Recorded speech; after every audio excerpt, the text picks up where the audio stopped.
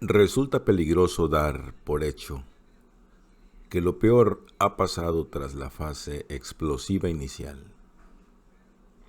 Predecir el final de una erupción es aún más difícil que predecir su inicio. Enciclopedia de volcanes.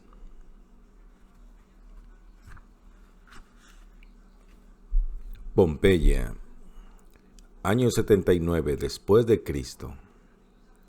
Faltan 48 horas para la catástrofe. Robert Harris. Venus, 25 de agosto, el último día de la erupción. Diluculum, 6 horas.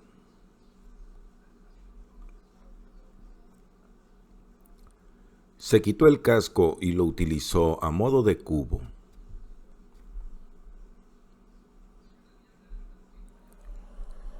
Hundiéndolo en la piedra pómex y arrojándola por encima del hombro. Lentamente, a medida que trabajaba, se dio cuenta de que se veían los pálidos brazos. Se detuvo y se los contempló maravillado. Verse las manos. ¡Qué trivialidad! Y, sin embargo, habría llorado de alegría. Estaba amaneciendo. Un nuevo día se esforzaba por nacer. Seguía con vida. Acabó de cavar. Liberó las piernas y se puso trabajosamente en pie. Los incendios que acababan de prender en lo alto del Vesubio le habían devuelto el sentido de la orientación. Quizá fuera solo su imaginación, pero creía divisar la sombra de una población. La extensión de escoria se desplegaba ante él, informe, como un ondulante paisaje. Echó a caminar hacia Pompeya, hasta las rodillas de cenizas y piedra pómex, sucio, sudando, sediento, con el penetrante olor a quemado invadiéndole la nariz y la garganta. Por la cercanía de los muros de la ciudad, supuso que debía de hallarse casi en el puerto, en cuyo caso tenía que haber un río en alguna parte. Sin embargo, la erupción había enterrado el Sarno bajo un desierto de cenizas y rocas. A través de la lluvia de polvo, tuvo la impresión de que estaba rodeado de bajos muros, pero cuando se acercó tropezando, vio que no eran tales, sino edificios casi enterrados, y que estaba caminando por una calle casi a la altura de las azoteas. La capa de piedra pómex y ceniza debía de alcanzar más de 2 metros de profundidad. Resultaba imposible imaginar que alguien hubiera podido sobrevivir a semejante bombardeo. Sin embargo, así había sido. No solo había visto a la gente moverse por las murallas de la ciudad, sino que los veía entonces saliendo de agujeros en el suelo, de debajo de sus casas convertidas en tumbas, individuos solos, parejas apoyándose, los unos en los otros, familias enteras, madres sosteniendo a sus hijos. Estaban de pie en la polvorienta y parduzca penumbra, sacudiéndose la ropa, contemplando el cielo. Aparte de alguna pedrada ocasional, la lluvia de proyectiles había cesado. Sin embargo, se reanudaría de nuevo. Atilio estaba convencido. Había una pauta, Cuanto mayor era la expulsión de nubes de fuego por las laderas, más aires parecían restarle a la tormenta, y más duraba la pausa antes de que empezara otra vez. Por otra parte, tampoco cabía duda de que aquellas emanaciones gaseosas estaban cobrando fuerza. La primera parecía haber golpeado Herculano. La segunda había llegado más allá, hasta el mar. La tercera había casi alcanzado Pompeya. La siguiente podría barrer la ciudad entera. Echó a correr. El puerto entero había desaparecido. Apenas unos pocos mástiles asomaban por encima del mar de piedra pómez. Un quebrado codaste y el perfil de un casco eran los únicos vestigios de que alguna vez hubiera existido. Alcanzaba a oír el mar, pero el sonido le llegaba desde muy lejos. El perfil de la costa había sido alterado. De vez en cuando el suelo se estremecía y oía el lejano estruendo de las paredes y las vigas que cedían y se derrumbaban. Una bola relampagueante cruzó el cielo y fue a caer sobre las distantes columnas del templo de Venus. Se desató un incendio. El avance se le empezó a complicar.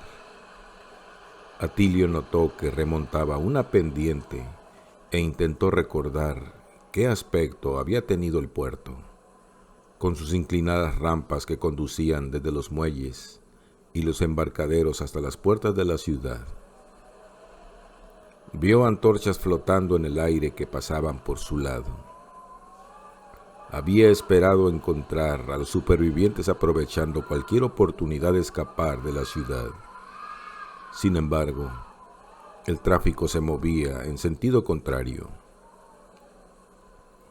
La gente regresaba a Pompeya. ¿Para qué? Supuso que era para buscar a los que habían perdido, para recuperar algunas pertenencias, para saquear. Habría querido advertirles que debían huir mientras pudieran hacerlo, pero no tenía aliento. Un hombre lo apartó de un empellón y siguió corriendo, tambaleándose como una marioneta mientras se alejaba entre los montones de escoria. Atilio llegó al final de la rampa. Avanzó a tientas entre los torbellinos de polvo y ceniza hasta que encontró la esquina de una pared de ladrillo y se internó por el bajo túnel, que era todo lo que quedaba del gran arco de entrada de la ciudad. Podría haber tocado la bóveda con las manos. Alguien se le echó encima por detrás y lo agarró del brazo. ¿Has visto a mi esposa? El individuo sostenía una lámpara de aceite y protegía la llama con las manos. Era joven, apuesto y parecía incongruentemente impoluto, como si hubiera salido a pasear después del desayuno. Atilio se fijó en los dedos que sostenía el candil y vio que le habían hecho la manicura. Lo siento, yo... Julia Félix... tiene que conocerla. Todo el mundo la conoce. Le temblaba la voz.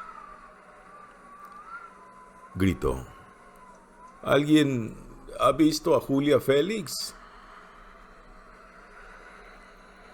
Algo se agitó y el ingeniero se dio cuenta de que había una docena de personas apiñadas que se refugiaban bajo la entrada. No ha pasado por aquí, murmuró una voz. El joven soltó un gruñido y caminó a trompicones hacia la ciudad. Julia. Su voz se fue desvaneciendo mientras el candil era tragado por la penumbra. Julia. Atilio preguntó a gritos. ¿Qué puerta es esta? Le respondió el mismo hombre. La estaviana.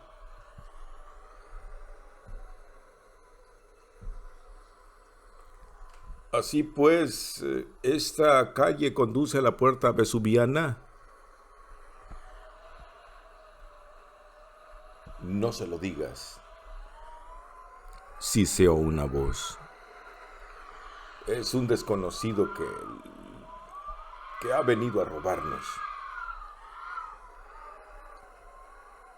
Otros hombres con antorchas se abrían paso por la rampa. ¡Ladrones!, gritó una mujer. Nuestras propiedades se han quedado sin vigilancia. ¡Ladrones! Alguien lanzó un puñetazo. Se oyó un juramento y de repente la entrada se convirtió en una confusión de sombras y antorchas que se agitaban. El ingeniero siguió avanzando, palpando la pared y pisando cuerpos. Un hombre soltó una imprecación y una mano se cerró alrededor del tobillo de Atilio. Se zafó como pudo y llegó hasta el final de las puertas. Se volvió y vio que alguien golpeaba con una antorcha el rostro de una mujer y que el cabello de ésta se incendiaba. Los gritos de la infeliz lo persiguieron mientras se daba la vuelta e intentaba correr, desesperado por escapar de la disputa que parecía estar atrayendo a la gente por las calles vecinas. Hombres y mujeres salían de la oscuridad, sombras entre las sombras, patinando y resbalando por la pendiente para unirse a la pelea. Locura. Toda la ciudad parecía presa de la locura. Siguió subiendo al tiempo que intentaba orientarse. Estaba seguro de que ese era el camino hacia la puerta vesuviana. Podía divisar los dedos anaranjados del fuego avanzado por las montañas, lo cual significaba que no debía de hallarse lejos de casa de los Popidio. Tenía que estar en aquella misma calle.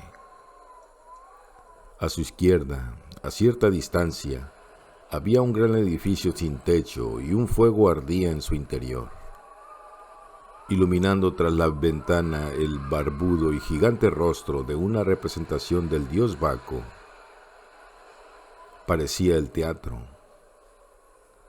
A su derecha estaban las aplastadas formas de unas casas, igual que una hilera de dientes desgastados, que apenas asomaban 1 metro por encima de la superficie.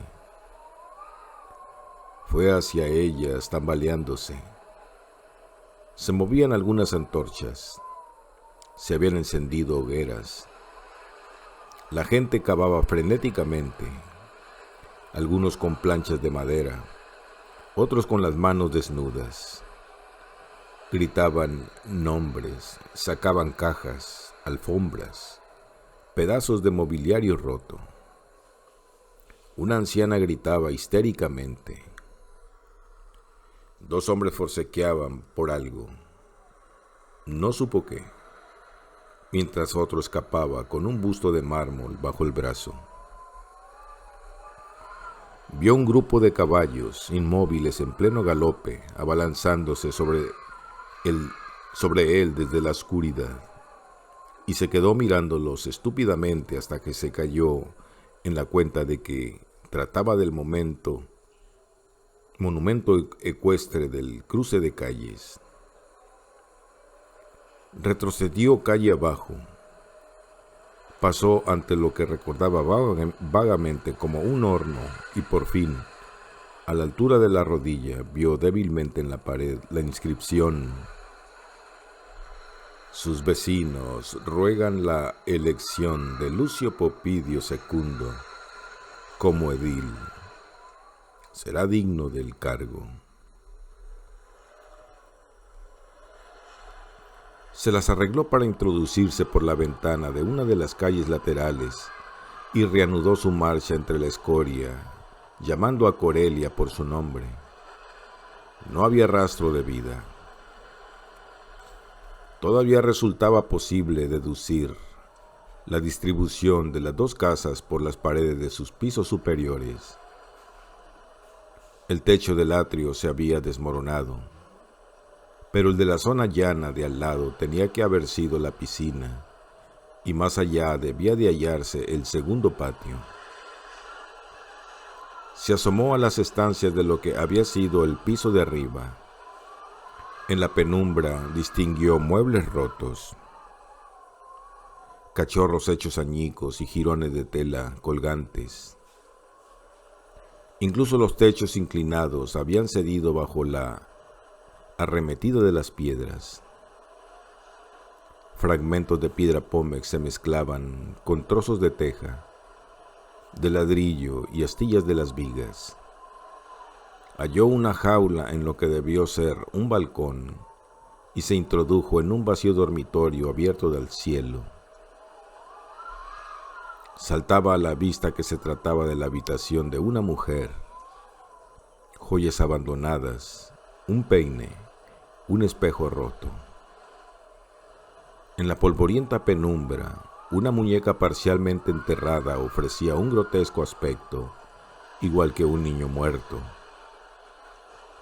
Levantó de la cama lo que creyó era el borde de una manta y vio que se trataba de una capa.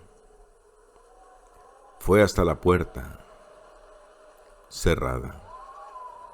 Luego volvió a la cama y examinó la capa más cerca. Nunca había tenido buen ojo para la ropa femenina. Sabina solía decirle que podría haberse vestido con harapos y que él ni se habría enterado. Sin embargo, estaba seguro de que aquella prenda pertenecía a Corelia. Popidio había dicho que la habían encerrado en su cuarto, y aquel era el cuarto de una mujer. Sin embargo, no había rastro del cuerpo, ni allí ni afuera. Por primera vez se atrevió a pensar que podía haber escapado, pero ¿cuándo? ¿A dónde?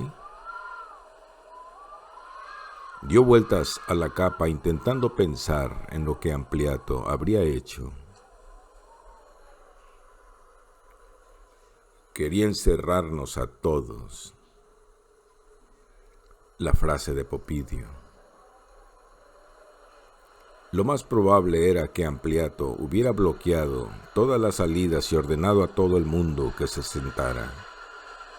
Pero tuvo que haber llegado un momento, hacia el anochecer, cuando los techos empezaron a hundirse, en que hasta el propio Ampliato debió de darse cuenta de que la vieja casa era una ratonera. No era la clase de persona que se resignaba a morir sin luchar, pero tampoco de los que huían de la ciudad. No habría sido propio de él. Además, en ese momento habría sido imposible llegar muy lejos. No. Seguramente había intentado poner a su familia a buen recaudo. Atilio se llevó la prenda de Corelia a la cara y aspiró su perfume. Cabía la alternativa de que hubiera intentado escapar de su padre. Lo odiaba lo suficiente, pero él no se lo habría permitido. Supuso que habían organizado una marcha, como cuando ellos habían salido de la villa de Pomponiano en Stabias, con almohadas en la cabeza y antorchas para alumbrarse un poco, y habían salido a ver la lluvia de piedras. Pero, ¿a dónde habían podido ir? ¿Qué lugar podía resultar lo bastante seguro? Intentó pensar como lo haría un ingeniero. ¿Qué tipo de techo era lo bastante resistente para soportar 2 metros de piedra pómez? Ninguno que fuera plano. De eso estaba seguro. Tenía que ser uno construido con métodos recientes. Una bóveda sería ideal. Pero, ¿dónde había una bóveda reciente en Pompeya? Dejó caer la capa y corrió hacia el balcón. Cientos de personas llenaban en ese momento las calles, deambulando en la semioscuridad, a la altura de los tejados, igual que hormigas cuyo nido hubiera sido destrozado. Algunos vagaban sin rumbo, desorientados, enloquecidos por la desdicha. Atilio vio a un hombre quitarse tranquilamente la ropa y doblarla con cuidado, como si se dispusiera a tomar un baño. Otros parecían ocupados en sus propios planes de búsqueda o huida. Los ladrones, o quizás se trataba de los legítimos propietarios. ¿Quién podía asegurarlo? Corrían por los callejones llevándose todo lo que podían. Lo peor eran las voces que llamaban a otros por su nombre en la oscuridad. Había visto a alguien, a Felicio, o a Perusa, a Vero, o a Puleya, la esposa de Narciso, o a Especula, o a Terencio Neo, el abogado. Los padres se habían visto separados de sus hijos. Los niños lloraban entre las casas en ruinas. Algunos se acercaron a Atilio con antorchas, albergando la esperanza de que pudiera ser un padre, un marido, un hermano. Pero él los apartó e hizo caso omiso de sus preguntas, concentrado en contar los bloques de casas a medida que iba pasando, remontando la colina hacia la puerta vesuviana. 1, 2, 3. Le parecía que tardaba una eternidad en dejarlos atrás. Lo único en que podía confiar era en que su memoria no lo traicionara. Como mínimo, un centenar de incendios ardía en la cara sur de la montaña, distribuidos en una compleja constelación que flotaba, baja, en el cielo. Atilio había aprendido a distinguir las diferentes llamas del Vesubio, y aquellas eran seguras, las secuelas de un trauma ya pasado. Lo que lo llenaba de terror y le movía las piernas más allá del dolor y el agotamiento mientras recorría la arrasada ciudad era la perspectiva de ver aparecer una nueva nube incandescente en la cima de la montaña. En la esquina del cuarto bloque encontró una hilera de tiendas, enterradas hasta los 3/4 de su altura. Subió por la pendiente de piedra pómez hasta alcanzar las bajas azoteas y se agachó tras el antepecho, cuyo borde destacaba nítidamente. Debía de haber algún incendio más allá.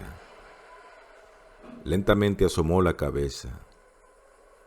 Al otro lado del soterrado patio de obras se hallaban las 9 altas ventanas de los baños de Ampliato,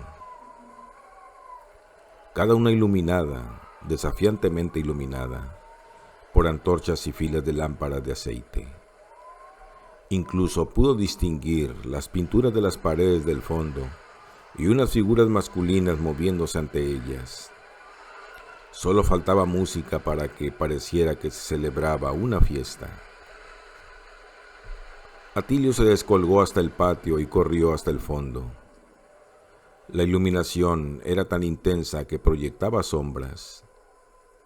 Al aproximarse vio que las figuras eran esclavos y que estaban limpiando los montones de piedra pómez que habían metido en las 3 grandes estancias, los vestuarios, el tepidarium y el caldarium, apartándola a paletadas como si fuera nieve, y en otros lugares simplemente barriéndola con escobas. Patrullando tras ellos se encontraba Ampliato, quien gritaba que trabajaran con más ahínco, y de vez en cuando empuñaba él mismo una pala o una escoba y mostraba cómo había que hacerlo antes de reemprender el nervioso paseo. Atilio se quedó observando un rato, oculto en la oscuridad. Luego, cautelosamente empezó a trepar hacia la estancia del medio, el tepidarium, al final de la cual divisaba la entrada de la abovedada sala de laconium, la sauna. No había forma de que pudiera llegar hasta allí sin que lo vieran. De modo que al final simplemente entró, caminó por entre la piedra pómex y se introdujo por la ventana. Sus pasos resonaron en el suelo enlosado mientras los esclavos lo contemplaban estupefactos. Se encontraba a medio camino cuando Ampliato lo vio. ¡Aguador!, gritó mientras corría a interceptarlo. Sonreía y tenía los brazos abiertos. ¡Aguador! Te estaba esperando. Tenía un corte en la sien y el lado izquierdo de su cabeza estaba manchado de sangre seca. Había cortes en sus mejillas y la sangre había goteado hasta formarle oscuros surcos en el rostro cubierto de polvo. Los labios se le arqueaban, confiriéndole el aspecto de una máscara teatral. La parpadeante luz se le reflejaba en los ojos desmesuradamente abiertos. Volvió a hablar antes de que Atilio pudiera decir algo. Tenemos que conseguir que el acueducto vuelva a funcionar de inmediato. Todo está listo, ya lo ves. Nada ha quedado dañado. Podríamos abrir el negocio mañana si consiguiéramos conectarnos al suministro. Hablaba deprisa, las palabras se le amontonaban, y apenas terminaba una frase y empezaba la siguiente. Tenía tantas ideas que expresar. Lo veía todo ante sus ojos. La gente necesitará un sitio en la ciudad donde todo funcione. Tendrán que bañarse. Poner la ciudad en marcha de nuevo será una tarea mugrienta. Pero no solo eso. Estos baños serán un lugar simbólico donde reunirse. Si los ven funcionar, les dará confianza. La confianza es la clave de todo. El agua lo es todo, ¿lo ves? Te necesito, aguador. ¿Qué? ¿Vamos al 50%? ¿Dónde está Corelia? ¿Corelia?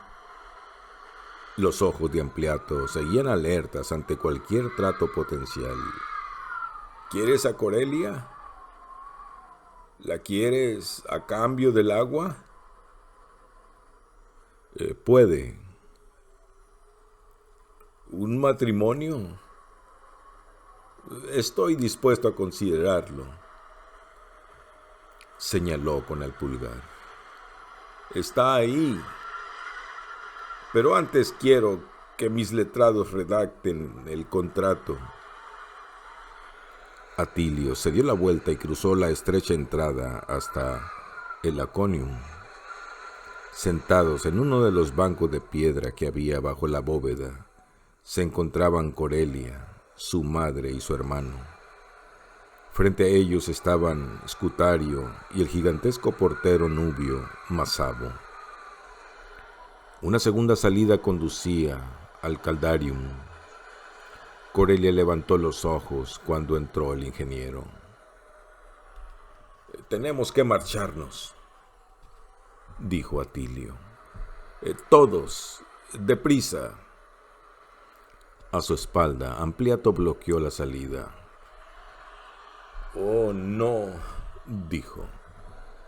De aquí no se marcha nadie. Hemos resistido lo peor. Este es el momento de echar a correr. Recordad la profecía de la Sibila. Atilio no le prestó atención y dirigió sus palabras a Corelia, que parecía paralizada por la impresión. Escucha, la lluvia de piedras no es el mayor de los peligros. Los vientos de fuego descienden de la montaña cuando cesa la lluvia. Los he visto, arrasan todo a su paso. No, insistió Ampliato. Aquí estamos más seguros que en ninguna otra parte. Creedme, las paredes tienen 1 metro de grosor. ¿A salvo del calor en una sauna? Atilio apeló a todos ellos. No lo escuchéis. Corelia, si la nube de fuego llega hasta aquí, este lugar os cocerá a todos igual que un horno. Le tendió la mano, pero ella lanzó una breve mirada a Masabo. Atilio lo comprendió. Estaban bajo vigilancia y el Laconium era su celda. Nadie se marcha de aquí, repitió Ampliato. Masabo. Atilio cogió a Corelia por la muñeca e intentó arrastrarla hacia el Caldarium antes de que Masabo pudiera detenerlo. Pero el gigantón fue demasiado rápido. Saltó para bloquearles la salida y, cuando Atilio intentó apartarlo, le rodeó el cuello con el brazo y lo arrastró al centro de la estancia. Atilio soltó a Corelia y luchó por librarse de la presa que lo estrangulaba. En circunstancias normales, sabía salir airoso de una pelea, pero no contra un oponente de aquellas proporciones, no estando al borde del agotamiento. Oyó que Ampliato ordenaba que le rompiera el cuello. Párteselo, como a la gallina que es. Entonces surgió una llamarada cerca de su oreja y se oyó un grito de dolor de Masabo. El gigante lo soltó y Atilio vio a Corelia, que sostenía una antorcha con ambas manos, y a Masabo en el suelo. Ampliato la llamó por su nombre y luego, algo patético en la forma como lo dijo, tendiendo los brazos hacia ella. La muchacha se dio la vuelta, antorcha en mano, y se enfrentó a su padre. Acto seguido, enfiló a toda prisa hacia la salida y entró en el Candadium, mientras gritaba a Atilio para que la siguiera. El ingeniero corrió a trompicones tras ella. Pasó por el túnel y salió a la claridad de la caliente estancia. Cruzó el suelo inmaculado, dejó atrás a los esclavos, salió por la ventana a la oscuridad y se hundió en la piedra pómez. A medio camino del patio miró hacia atrás y pensó que quizá Ampliato se hubiera rendido. No había señales de que los persiguieran. Pero no, en su locura, el antiguo esclavo no estaba dispuesto. Nunca lo estaría. La inconfundible silueta de Masabo apareció en la ventana, con su amo al lado. La luz se fragmentó cuando las antorchas pasaron de mano en mano. Una docena de hombres armados con escobas y palas salieron del Caldarium y se desplegaron en abanico por el terreno en obras. Corelia y Atilio tuvieron la impresión de que tardaban una eternidad en trepar entre resbalones hasta la azotea de la casa vecina y saltar desde allí a la calle. En algún momento debieron de resultar visibles, porque uno de los esclavos los localizó y dio un grito de aviso. Atilio sintió un agudo dolor en el tobillo al aterrizar. Tomó el brazo de Corelia y cogió con ella, colina arriba, hasta que los dos se refugiaron en las sombras, pegados a la pared, mientras las antorchas de los hombres de Ampliato aparecían en la calle tras ellos. Su vía de escape por la puerta estaviana había quedado cortada. Entonces creyó que ya no le quedaban esperanzas. Estaban atrapados entre dos fuegos, las llamas de las antorchas y las llamas del Vesubio. Miró desesperadamente a unas y a otras y percibió que un leve resplandor se empezaba a formar en lo alto de la montaña, en el mismo lugar que antes, donde habían surgido las nubes de fuego. Entonces se le ocurrió una idea, absurda en su desesperación, y la descartó.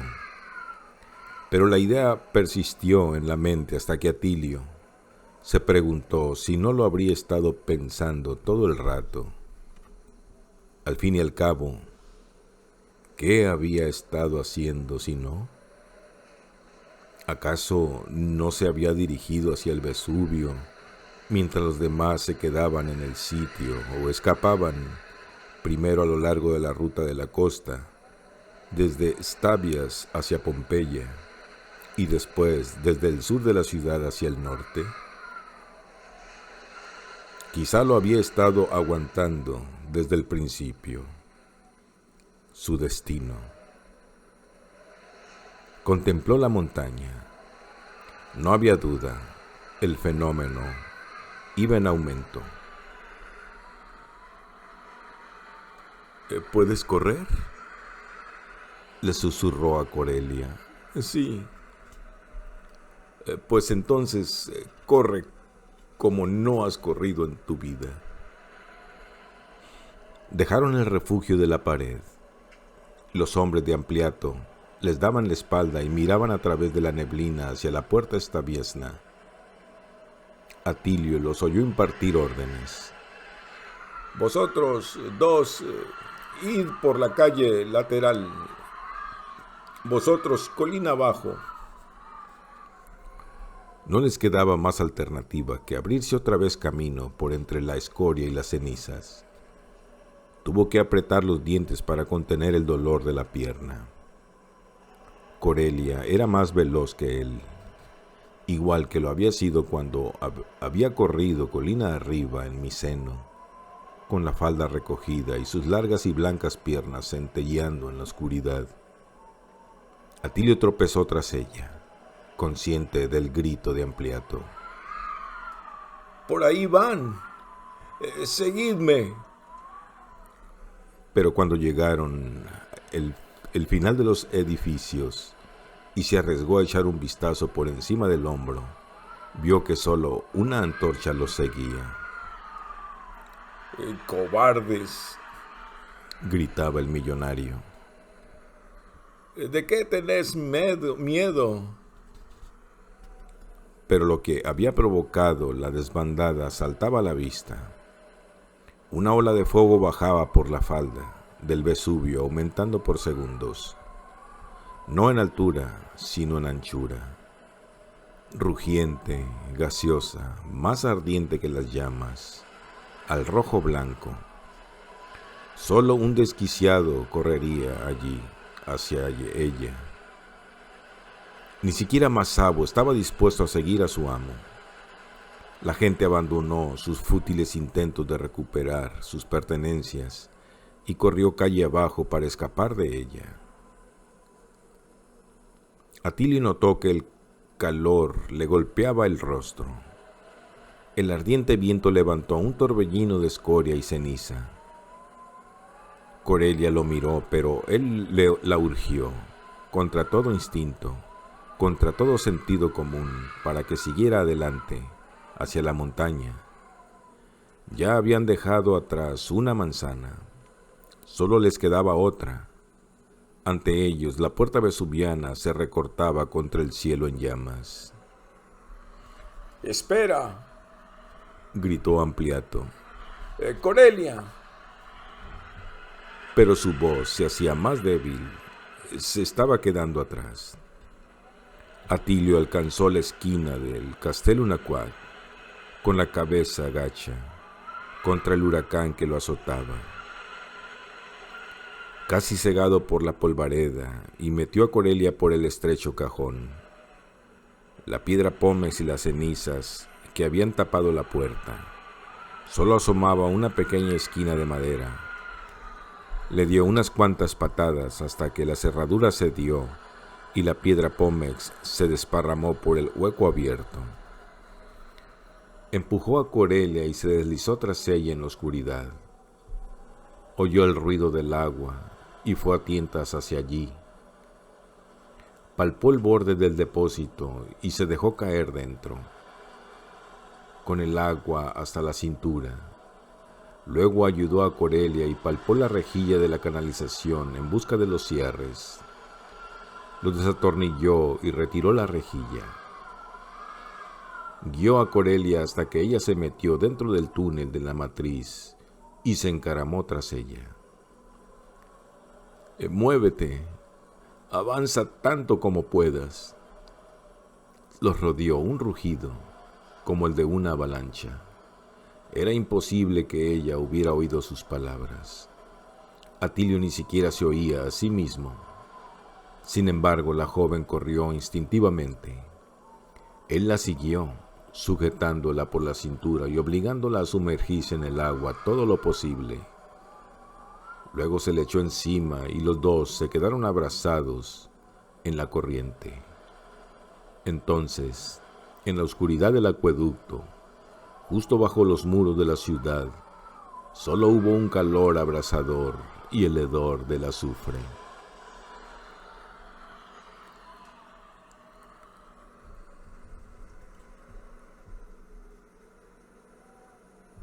Hora altera.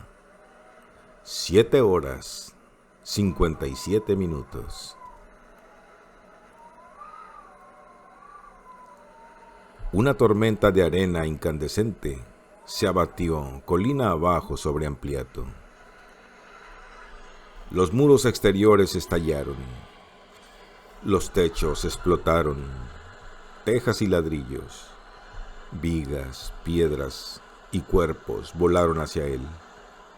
Pero, tal como le pareció en ese largo momento de su muerte, lo hicieron tan lentamente que casi pudo verlos gritar en el resplandor. Y entonces la explosión lo alcanzó, le reventó los tímpanos, le abrazó el cabello, le arrancó la ropa y las sandalias, lo volteó y lo estampó contra una pared. Murió en el instante en que el soplo volcánico alcanzaba los baños y se desataba por las ventanas abiertas, asfixiando a su esposa que, obedeciendo sus órdenes hasta el último instante, se había quedado en el Caldarium. Atrapó a su hijo, que se había marchado e intentaba alcanzar el templo de Isis. Levantó en el aire y acabó con el secretario y el portero, Escutario y Masabo, que corrían por la calle hacia la puerta estaviana. Pasó sobre el burdel donde su propietario, africano, había vuelto para recuperar su dinero y donde Smirna se escondía bajo la cama de Psomnio. Mató a Brevitz, que se había ido a la escuela de gladiadores al comienzo de la erupción para estar con sus antiguos camaradas, y a Musa y a Corvino, que, confiando en que podría protegerlos, habían decidido quedarse con él. Incluso mató al fiel Polites, que se había refugiado en el puerto y había regresado a la ciudad para intentar ayudar a Corelia. Mató a más de 2,000 personas en menos de un minuto y dejó sus cuerpos transfigurados en una serie de grotescas estampas para que la posteridad pudiera contemplarlas boquiabierta. Y aunque sus ropas y cabellos ardieron brevemente, esa combustión se extinguió enseguida debido a la falta de oxígeno. Entonces, la marea de fina ceniza de 1 metro de altura que viajaba tras la ola de fuego inundó la ciudad, cubriendo el paisaje y moldeándose a cada detalle de las víctimas, La ceniza se endureció y llovió más piedra pómez. En sus cobijos los cuerpos se descompusieron y con ellos, a medida que pasaban los siglos, también el recuerdo de que alguna vez hubiera existido una ciudad en ese lugar. Pompeya se convirtió en una población de habitantes perfectamente huecos, abrazados o juntos, con sus ropas desgarradas o por encima de la cabeza, aferrando desesperadamente sus posesiones favoritas o la nada, oquedades suspendidas en el aire, a la altura de los tejados. En Stabias, el vendanal del soplo volcánico atrapó el improvisado refugio hecho con la vela de la Minerva y lo arrancó de la playa. La gente, al descubierto, vio cómo la nube de fuego descendía sobre Pompeya y se dirigía directamente hacia ellos. Todos corrieron, Pomponiano y Popidio los primeros. Habían querido llevarse a Plinio con ellos. Torcuato y Alexion lo sostuvieron por los brazos y lo pusieron en pie. Sin embargo, el almirante ya no deseaba que lo movieran y les ordenó con brusquedad que lo abandonaran y se salvaran. Sabían que lo decía en serio. Alexion recogió las notas y repitió su promesa de que se las entregaría a Cayo, su sobrino. Torcuato se cuadró y Plinio se quedó solo. Había hecho todo lo que había podido. Había observado la manifestación en todas sus fases. Había descrito sus etapas: columna, nube, tormenta y fuego. Y se había quedado sin palabras para describirla. Había vivido una larga vida. Había presenciado muchas cosas y en ese momento la naturaleza le permitía un último atisbo de su poder. En los momentos finales de su existencia, Plinio siguió observando con el mismo interés que de niño. ¿Qué mayor bendición podía desear un hombre? La franja de luz era muy brillante y aún así latían sombras en su seno. ¿Qué podía significar? Seguía siendo curiosidad. Los hombres confundían el hecho de medir en el conocimiento. Además, siempre se ponían en el centro de todas las cosas. Ese era su mayor engreimiento. La tierra se recalienta. Tiene que ser nuestra culpa. La montaña nos destruye. No hemos rendido tributo a los dioses. Llueve poco y llueve demasiado. Era el alivio de pensar que esos hechos estaban relacionados con su conducta, que si vivían una vida mejor, más frugalmente, su virtud se vería recompensada. Pero allí estaba la naturaleza, echándosele encima, inabarcable, todopoderosa, indiferente. En su fuego vio toda la futilidad de las pretensiones de los hombres. Resultaba difícil respirar o sostenerse en pie en medio del huracán. El aire estaba lleno de polvo y cenizas y tenía un brillo terrible. Se asfixiaba. El dolor en el pecho era como un corsé de hierro. Se tambaleó hacia adelante. Enfréntalo. No cedas. Enfréntalo como un romano.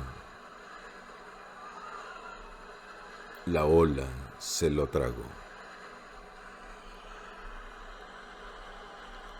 La erupción continuó a lo largo del día con nuevas oleadas y atronadoras explosiones que estremecieron el terreno. Hacia el anochecer, su furia amainó y empezó a llover. El agua extinguió los fuegos, despejó el aire de cenizas y empapó el gris paisaje de dunas y oquedades en que se habían convertido la fértil llanura pompeyana y la hermosa costa desde Stabias hasta Herculano. Llenó los pozos, alimentó los manantiales y crió nuevos cauces que serpentearon hacia el mar. El lecho del río Sarno adquirió un perfil completamente diferente. A medida que el aire se fue despejando, el Vesubio reapareció. Pero su perfil había sido alterado para siempre. Su cima ya no terminaba en punta, sino en forma cóncava, como si un mordisco gigantesco se la hubiera arrancado. Una luna enorme y enrojecida por el polvo se elevó sobre aquel mundo transformado. El cuerpo de Plinio fue recuperado de la playa. Parecía más dormido que muerto, según su sobrino, y fue llevado a mi seno junto con sus observaciones. Posteriormente, éstas se demostraron tan exactas que dieron origen a una nueva denominación científica: plínica, para difundir una erupción volcánica en lo que una estrecha oleada de gas es lanzada con gran violencia por la chimenea principal a una altura de varios kilómetros antes de expandirse lateralmente. El Aqua Augusta siguió funcionando igual que continuaría haciéndolo en los siglos venideros. La gente que había huido de sus casas en los límites orientales de la montaña empezó a regresar cautelosamente al anochecer, y fueron muchas las historias y rumores que circularon en los días que siguieron. Se dijo que una mujer había dado a luz una criatura hecha por entero de piedra. También se observó que algunas rocas habían cobrado vida y asumido forma humana. Una plantación de árboles que había crecido en un lado de la carretera hacia Nola cruzó al otro lado y dio una cosecha de misteriosos frutos verdes, de los que se decía que curaban cualquier enfermedad, desde las lombrices a la calvicie. Milagrosos también fueron algunos relatos de supervivencia. Se dijo que un esclavo ciego había conseguido hallar la salida de Pompeya y se había refugiado en la barriga de un caballo muerto en la carretera, y que de esa manera había sobrevivido a la lluvia de piedras y el fuego. 2 niños, bellos y rubios, gemelos, fueron hallados vagando sin rumbo, vestidos con ropaje de oro y sin un rasguño, pero incapaces de hablar. Fueron llevados a Roma y entregados al emperador. La más persistente de todas fue la leyenda de un hombre y una mujer que habían surgido de las mismísimas entrañas de la tierra al anochecer, el día en que cesó la erupción. Se dijo que habían ido desde Pompeya por túneles subterráneos, igual que topos, y que habían aparecido en terreno despejado, empapados por las aguas de un río subterráneo que les había brindado sagrada protección. Se decía que se los había visto caminar juntos hacia la costa, mientras el sol se ponía tras el quebrado perfil del Vesubio, y la familiar brisa procedente de Capri agitaban las ondulantes dunas de ceniza. No obstante, esta historia en concreto se ha considerado siempre una exageración, y toda la gente con sentido común la ha rechazado como una simple superstición.